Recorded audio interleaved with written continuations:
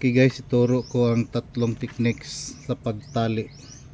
Una, ito, ganito, fold from right to left, paikot, ganyan, tatlong beses, isa, dalawa, tatlo, tapos from up, lower to up, going up, and then ipasok dito,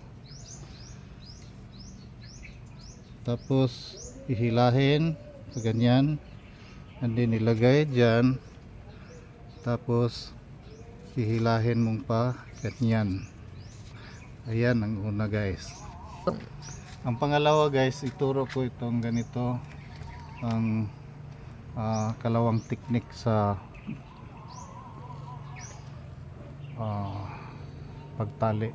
Yan, ganyan, fold, tapos itong sa kanan ipasok mo dyan, tapos itong sa kaliwa pasok dyan, and then hihilahin.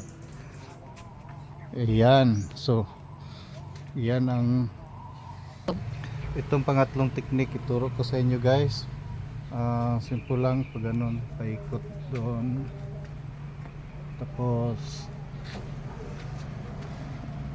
yan o, pag ganun, tapos pasok mo dyan, pasok dito ka from kanan pa kaliwa, tapos pababa, paikot, pasok dyan, tapos hilahin mo pag ganun. Yan ang pangatlong techniques.